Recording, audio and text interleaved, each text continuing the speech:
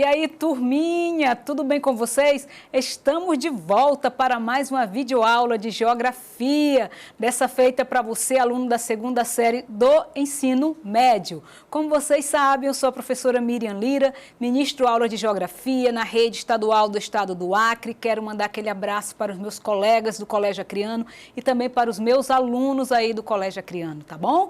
E é sempre um prazer, gente, estar aqui contribuindo nesse processo ensino-aprendizagem, mas eu não conseguiria fazer com que esta aula chegasse até a sua casa com qualidade se não fosse a ajuda do intérprete Moisés, os meninos aqui do estúdio, o Beto, o Jamerson, a Silvia ali, que também está sempre nos ajudando, né?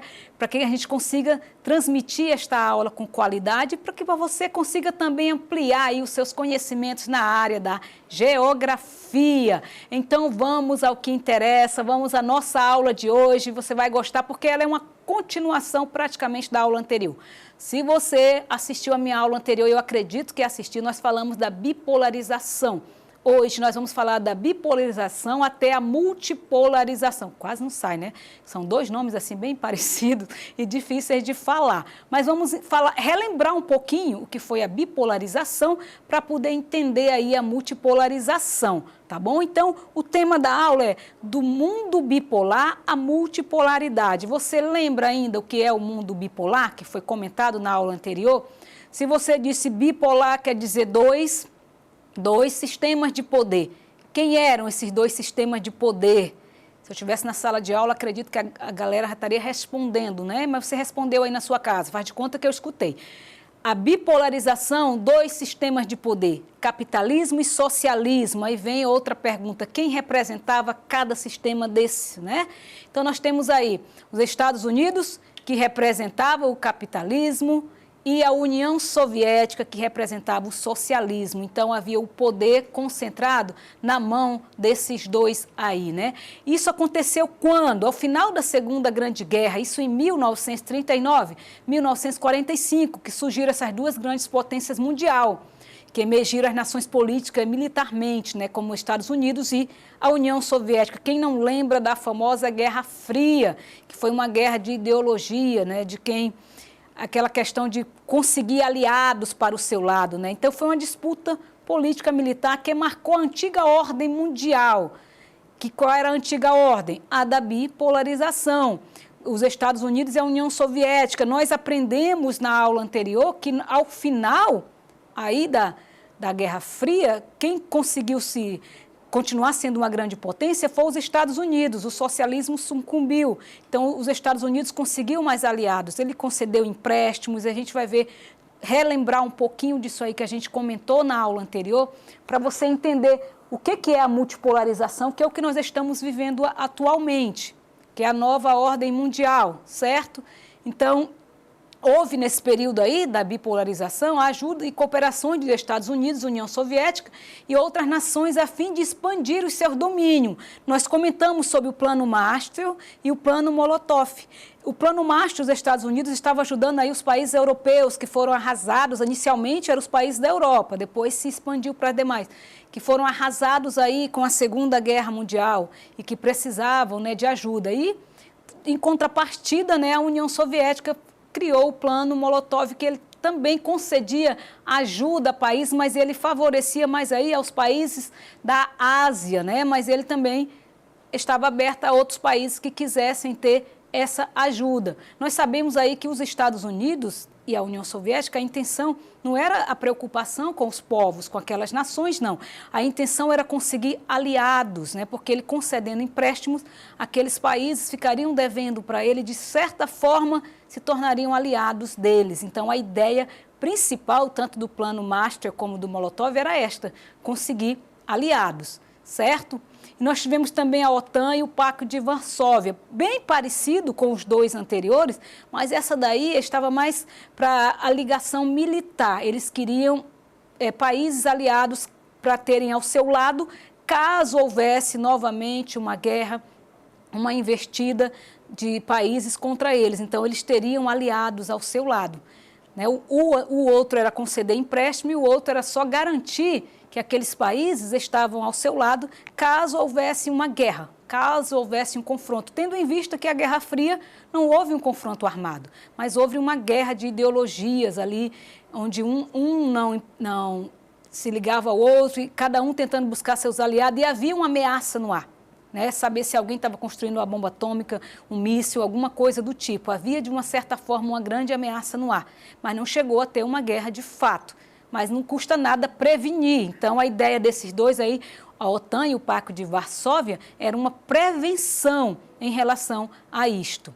Ok?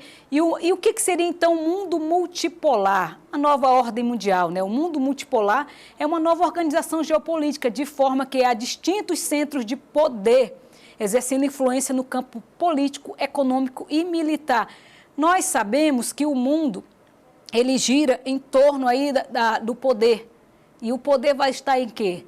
No campo político, econômico e militar. Então, se antes nós tínhamos aí duas grandes potências, Estados Unidos e União Soviética, que comandavam o poder e tentava conseguir aliados para o seu lado, hoje, na nova ordem mundial, vivemos a multipolarização ou multipolaridade, que aí não é mais só dois sistemas de poder, são vários sistemas de poder. Então surgiram outros países que no ranking mundial também detêm o poder econômico, político e militar. Nós podemos citar alguns aí como a China, o Japão, que eles conseguem manter também o poder na exportação de seus produtos tecnológicos, né? Quando a gente fala aí também, por exemplo, de alguns países da Ásia, você vai lembrar aí que detém o poder, a gente pode lembrar o que já foi dito aqui em aulas anteriores sobre os tigres asiáticos. Finlândia, Indonésia, né, Filipinas, Hong Kong, Taiwan, que são os tigres e os novos tigres asiáticos, que eles detêm o poder na tecnologia, são chamados de asiáticos, são países da Ásia. Então, a gente conta hoje não mais só com uma potência mundial, com duas potências. Vários grupos de países surgiram aí que também detêm o poder. Aí surgiram também blocos econômicos para manter aqueles países pertencentes ao bloco, que vai facilitar a circulação de mercadorias, pessoas dentro daqueles países pertencentes ao bloco. Os Estados Unidos deixou de ser uma potência? Não, ele não deixou. Mas tem outros países que também se enquadram aí na questão política e econômica, que também se destacam. Não é mais somente os Estados Unidos. Então, hoje, ainda continua essa disputa pelo poder na economia, na área militar e política. E isso é chamado de multipolarização, ok? Como considerações finais, eu coloquei aqui o que acontece na maioria das vezes com esses países que tentam adquirir poder. É o surgimento de problemas que anteriormente não possuíam. Dentre eles, inflação dos preços, desemprego, salários baixos, a exceção da desigualdade social, violência, criminalidade, entre diversos outros. Então, o que acontece aí? Os países, eles tentam acompanhar esse ritmo acelerado aí da multipolarização, as multinacionais, as transnacionais pelo mundo, a fabricação em tempo recorde, né?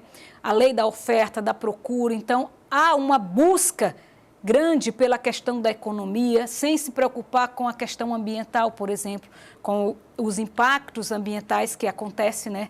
Quanto mais uma nação consome, maior serão os impactos ao meio ambiente, mais recursos serão tirados do meio ambiente. Então, esses países, eles vivem aí nessa disputa pelo poder.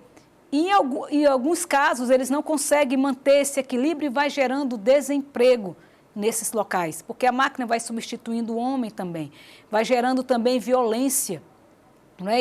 O nosso padrão de vida vai mudando, a gente sofre influência de vários países, na cultura, na religião, na culinária, em vários cantos, em vários setores, então isso causa também um certo desconforto e isso traz esses problemas que eu citei para vocês. Não é? As fábricas vão contratar, mas com baixo salário e vão exigir, por exemplo, mão de obra qualificada para estar trabalhando aí nesses setores. Ficou claro para vocês aí a questão da bipolarização e agora nós estamos vivendo a multipolarização, ou seja, a nova ordem mundial, esse poder econômico pelo mundo? Podemos ir para as questões, praticar? Então vamos para as nossas questões de hoje, vamos lá.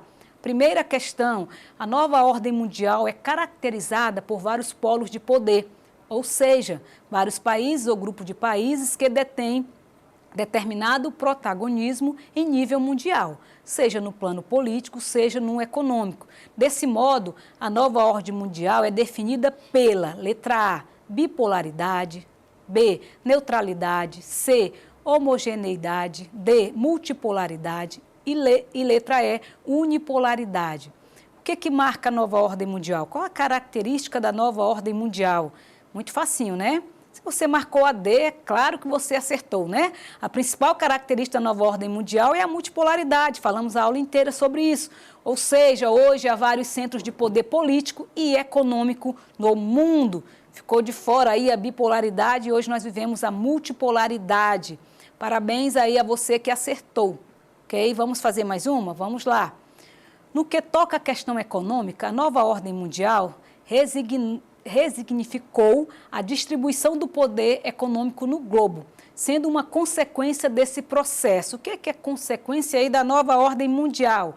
Letra A, preocupação com a qualidade ambiental mundial, melhoria da desigualdade social entre as nações, acentuação dos fluxos econômicos entre os países, unificação de territórios disputados militarmente.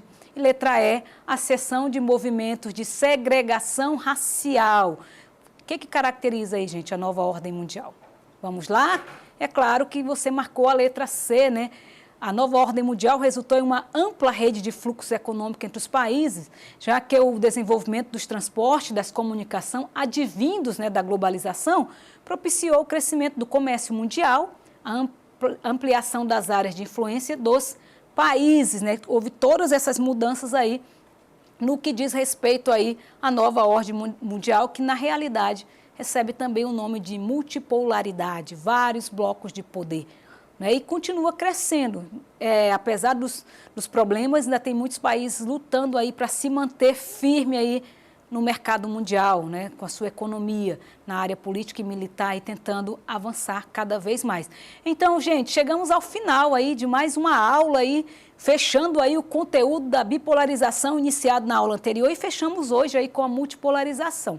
É claro que aqui é um resumo de tudo. Se você for aprofundar, e você vai querer com certeza aprofundar, você pode entrar na plataforma Eduque, que você vai encontrar todo o conteúdo completo da aula de hoje, vai encontrar também outras questões para você estar praticando, entendendo melhor tanto a antiga ordem mundial como a nova ordem mundial. E obrigada a você que ficou conosco aí até o final da aula. Eu espero que eu tenha conseguido de alguma forma contribuir com a sua aprendizagem e espero também que vocês estejam conosco em outras aulas, se Deus assim permitir, gente.